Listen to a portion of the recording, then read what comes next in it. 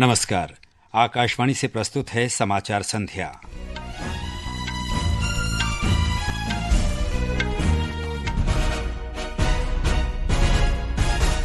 प्रधानमंत्री नरेंद्र मोदी ने अबुजा में नाइजीरिया के राष्ट्रपति बोला अहमद टिनुबू के साथ बातचीत की। उन्होंने कहा, भारत नाइजीरिया के साथ रणनीतिक साझेदारी को देता है उच्च प्राथमिकता। नाइजीरिया ने प्रधानमंत्री मोदी को grand commander of the order of the niger पुरस्कार से सम्मानित किया। गृह मंत्री अमित शाह ने वरिष्ठ अधिकारियों के साथ मणिपुर की सुरक्षा स्थिति की समीक्षा की। झारखंड और महाराष्ट्र में विधानसभा चुनाव के प्रचार के लिए सिर्फ एक दिन शेष। राजनीतिक दल कर रहे हैं मतदाताओं को लुभाने का हर संभव प्रयास। दिल्ली एनसीआर में वायु गुणवत्ता लगातार 5वें दिन गंभीर श्रेणी में। मौसम विभाग ने अगले 2 दिन क्षेत्र में हल्का कोहरा छाए रहने की संभावना व्यक्त की। और महिला एशियाई हॉकी चैंपियंस ट्रॉफी में भारत ने बिहार के राजगीर में अंतिम ग्रुप स्टेज मैच में जापान को 3-0 से हराकर सेमीफाइनल में प्रवेश किया। समाचार संध्या के साथ मैं अतहर सईद। प्रधानमंत्री नरेंद्र मोदी और नाइजीरिया के राष्ट्रपति बोला अहमद टिनुबू ने आज अबुजा में बातचीत की। दोनों नेताओं ने दोनों देशों के बीच कार्यनीतिक भागीदारी की समीक्षा की और आपसी संबंधों को बेहतर बनाने पर चर्चा की। दोनों पक्षों के बीच शिष्टमंडल स्तर की वार्ता भी हुई। प्रधानमंत्री ने इन चर्चाओं को रचनात्मक बताया। श्री मोदी ने कहा कि भारत नाइजीरिया के साथ अपने संबंधों को बहुत महत्व देता है। नाइजीरिया के साथ अपनी स्ट्रेटेजिक पार्टनरशिप को हम उच्च प्राथमिकता देते हैं। रक्षा, ऊर्जा, आर्थिक विषय, टेक्नोलॉजी, हेल्थ, एजुकेशन, कल्चर जैसे कई क्षेत्र ऐसे हैं। हमारा सहयोग मजबूत है और अनेक नई संभावनाएं भी हमारे इस संबंधों में जुड़ी हुई है। आतंकवाद, अलगाववाद, पायरेसी या ड्रग तस्करी जैसी चुनौतियों से निपटने के लिए हम मिलकर काम करते रहे हैं और मजबूती से हम आगे भी करते रहेंगे। प्रधानमंत्री ने कहा कि पिछले 17 वर्षों में किसी भारतीय प्रधानमंत्री की ये पहली नाइजीरिया यात्रा है। उन्होंने कहा कि भारत नाइजीरिया के बाढ़ग्रस्त इलाकों में राहत के लिए मानवीय सहायता के तौर पर 20 टन सामग्री भेजेगा।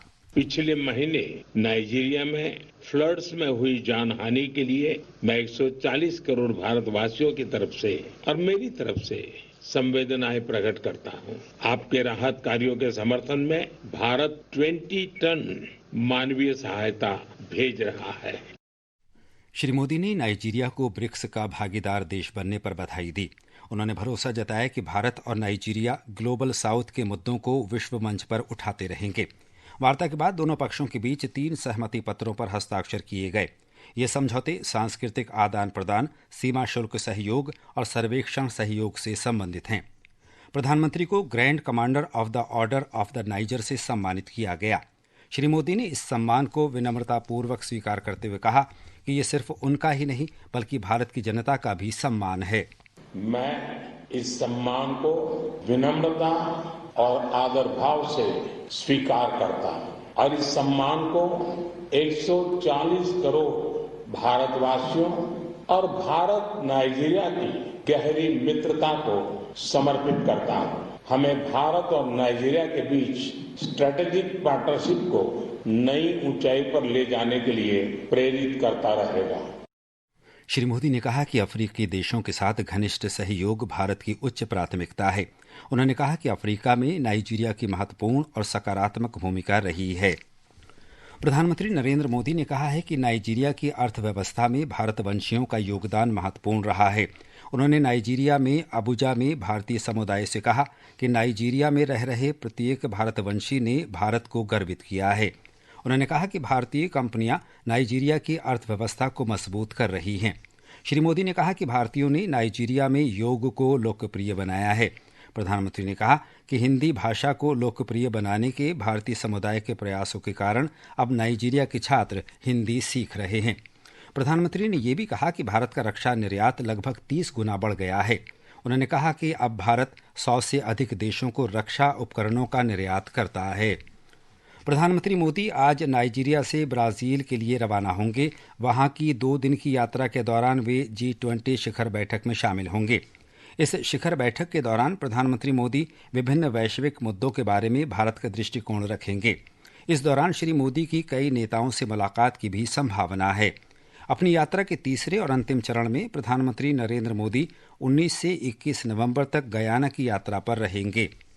ये समाचार हमारी वेबसाइट www.newsonair.gov.in और हमारे न्यूज ऑन एआईआर ऐप पर भी उपलब्ध हैं। समाचार संध्या में आपका फिर स्वागत है। गृह मंत्री अमित शाह ने आज नई दिल्ली में वरिष्ठ अधिकारियों के साथ मणिपुर में सुरक्षा स्थिति की समीक्षा की। सूत्रों के अनुसार श्री शाह कल इस मुद्दे पर विस्तृत बैठक करेंगे। गृह मंत्रालय ने कल बताया था कि मणिपुर में सुरक्षा बलों को शांति बहाली के लिए आवश्यक कदम उठाने का निर्देश दिया गया है। गृह मंत्रालय ने बताया है कि दोनों समुदायों के बीच उपद्रवी हिंसा में कई लोगों की मृत्यु हुई और सार्वजनिक व्यवस्था बाधित हुई। मंत्रालय ने कहा है कि हिंसक गतिविधियों में शामिल व्यक्तियों के खिलाफ सख्त कार्रवाई की जाएगी। असम के कछार जिले में बराक नदी से आज एक महिला का शव बरामद किया गया। पुलिस के अनुसार ये शव सोमवार को कुकी चरमपंथियों द्वारा अगवा किए गए 6 लोगों में से एक का हो सकता है। इससे पहले 3 बंधकों के शव जीरीबाम की बोरबेकरा तहसील से बरामद हुए थे, जिसके बाद मणिपुर के सभी घाटी जिलों में व्यापक विरोध प्रदर्शन हुए।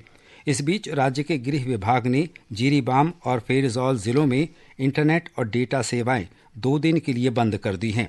यह कदम सोशल मीडिया पर अफवाहों और राष्ट्र विरोधी गतिविधियों को रोकने के लिए उठाया गया है। मणिपुर में नेशनल पीपुल्स पार्टी ने बीरेन सिंह सरकार से समर्थन वापस ले लिया है। पार्टी के राष्ट्रीय अध्यक्ष कोनराड संगमा ने भारतीय जनता पार्टी के अध्यक्ष जगत प्रकाश नड्डा को इसकी जानकारी दे दी है। मणिपुर विधानसभा में नेशनल पीपुल्स पार्टी के 7 और भारतीय जनता पार्टी के 32 विधायक हैं। फिलहाल राज्य की बीरेन सिंह सरकार को एनपीएफ, जनता दल यूनाइटेड और निर्दलीय विधायकों का समर्थन प्राप्त है। श्री संगमा ने अपने पत्र में राज्य में कानून व्यवस्था की स्थिति का हवाला देते हुए कहा है कि बीरेन सिंह सरकार मौजूदा संकट का समाधान करने और सामान्य स्थिति बहाल करने में नाकाम रही है। महाराष्ट्र और झारखंड विधानसभा चुनाव प्रचार के लिए अब केवल एक दिन शेष है। सभी राजनीतिक दलों के वरिष्ठ नेता जोर शोर से चुनाव प्रचार में जुटे हुए हैं। झारखंड विधानसभा चुनाव के दूसरे चरण के लिए प्रचार कल शाम समाप्त हो जाएगा। सभी राजनीतिक दलों के नेता मतदाताओं को लुभाने के लिए हर संभव प्रयास कर रहे हैं। भारतीय जनता पार्टी के अध्यक्ष जगत प्रकाश नड्डा ने गोमिया, सिंदरी और नाला में चुनाव सभाओं में मुख्यमंत्री हेमंत सोरेन पर भ्रष्टाचार और कुशासन का आरोप लगाया। श्री नड्डा ने हेमंत सोरेन पर झारखंड में बांग्लादेशी घुसपैठियों को शरण देने का भी आरोप लगाया। ये इंटेलिजेंस की रिपोर्ट, इसमें लिखा गया है कि बांग्लादेश के घुसपैठिए आते हैं, के लिए आधार कार्ड बनता है, उनका वोटर आईडी बनता है, उनको गैस का कनेक्शन दिया जाता है, उनको राशन कार्ड बनता है और फिर उनको जमीन दिलाने का काम हेमंत सोरेन की सरकार करती है। झारखंड मुक्ति मोर्चा के वरिष्ठ नेता और मुख्यमंत्री हेमंत सोरेन ने कहा कि भाजपा उन्हें निशाना बना रही है। उन्होंने गिरिडीह, जामा और जामताड़ा में रैलियों में कहा कि भाजपा लोगों का ध्यान मुख्य मुद्दों से भटका रही है। और आज घुसपैठी की बात है तो ये बताए ना कहाँ पर है लोग, आंकड़ा देना, डाटा देना। जमीन हड़प रहे हैं, ये फलना कर रहे हैं, ढिमका कर रहे हैं, शादी कर रहे हैं, ब्याह कर रहे हैं, तरह तरह के आरोप लगाते हैं। तो ये ऐसे चीजों को खरीदते हैं जिसमें सांप्रदायिक सौहार्द बिगड़े और इनकी रोटी वहीं पकती है जहाँ सांप्रदायिक तनाव बना रहे। कांग्रेस, राष्ट्रीय Janata Dal, all Jharkhand student union और वामपंथी दलों के नेताओं ने भी झारखंड के कई क्षेत्रों में रैलियां और रोड शो किए। झारखंड में दूसरे और अंतिम चरण का मतदान 20 नवंबर को और मतगणना 23 नवंबर को होगी। महाराष्ट्र में आज विभिन्न राजनीतिक दलों के उम्मीदवारों और नेताओं ने मतदाताओं को लुभाने के लिए सार्वजनिक बैठकें, रोड शो और रैलियां की।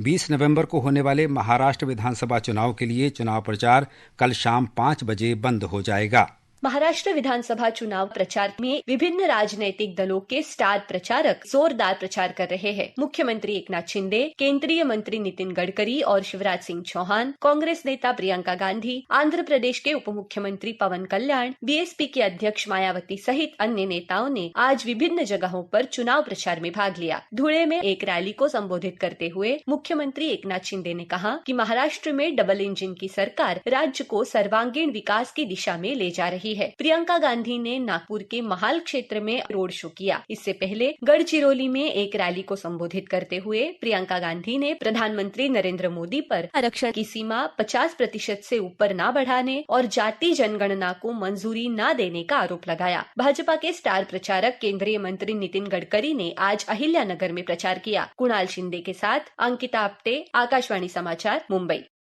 दिल्ली के परिवहन मंत्री और आम आदमी पार्टी के वरिष्ठ नेता कैलाश गहलोत ने आज आम आदमी पार्टी की प्राथमिक सदस्यता से इस्तीफा दे दिया है।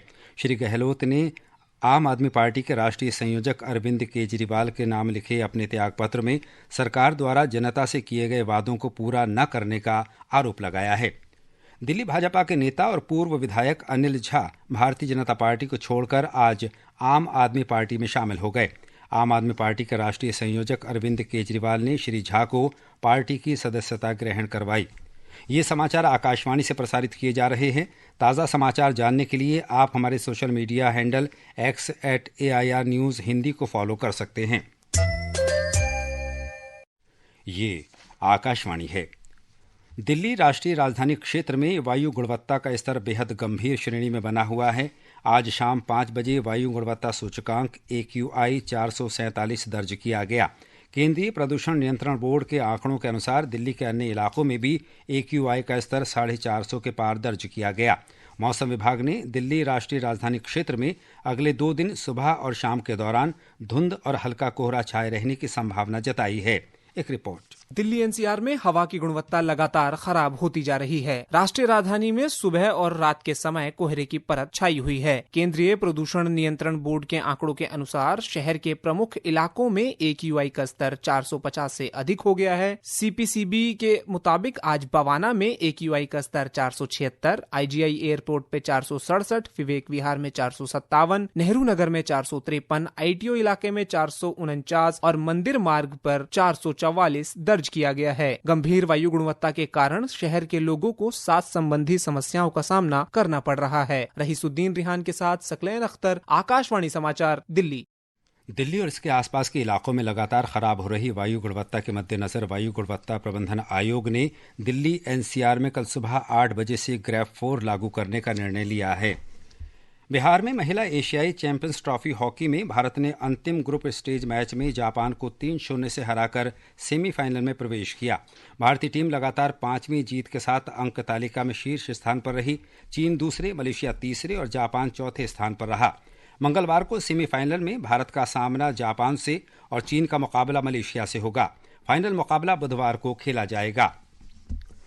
उत्तराखंड के चमोली जिले में स्थित विश्व प्रसिद्ध बद्रीनाथ धाम के कपाट आज रात सेना के बैंड की भक्तिमय धुनों के साथ विधि विधान से शीतकाल के लिए बंद हो जाएंगे।